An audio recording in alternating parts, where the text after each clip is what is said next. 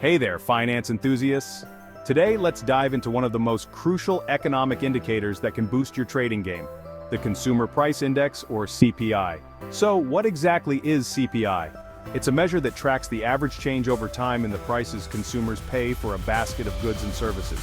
Think groceries, healthcare, and even transportation. CPI is often used to gauge inflation, and it has a significant impact on stock and ETF trading strategies. Here's how. First up, market sentiment and volatility. CPI data can cause sharp movements in stock prices. A higher than expected CPI reading signals inflationary pressures, leading to market corrections as investors anticipate tighter monetary policy from central banks. On the flip side, a lower CPI reading can generate bullish sentiment, easing those inflationary fears. Sector-specific ETFs like those in technology or consumer goods may experience volatility following CPI releases. Inflation-sensitive sectors, think utilities or real estate, may see increased interest during rising inflation. But growth sectors like tech, they could suffer due to higher borrowing costs. Next, let's talk about interest rates and monetary policy. High CPI readings suggest central banks might raise interest rates to curb inflation. Rising interest rates increase the cost of borrowing, negatively impacting company profits and stock prices, especially in interest rate-sensitive sectors like real estate and financials.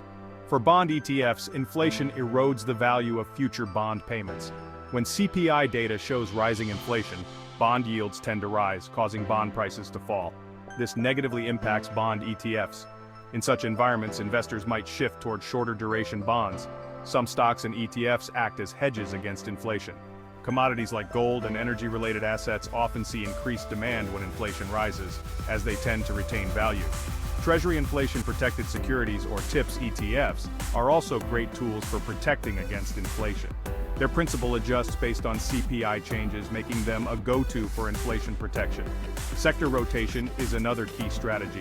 CPI data can influence which sectors outperform. When inflation is rising, sectors like energy, materials, and consumer staples often do well. On the other hand, high inflation periods can hurt sectors like discretionary goods and technology. Now let's look at correlation with currency and global markets. A rise in inflation typically devalues a currency, benefiting stocks and ETFs tied to exports. Inflation signals can also influence currency ETFs, driving traders to adjust their positions based on expected interest rate changes. International stocks and ETFs can also be impacted. For instance, US CPI reports that lead to a stronger or weaker dollar can affect international ETFs, especially those invested in emerging markets.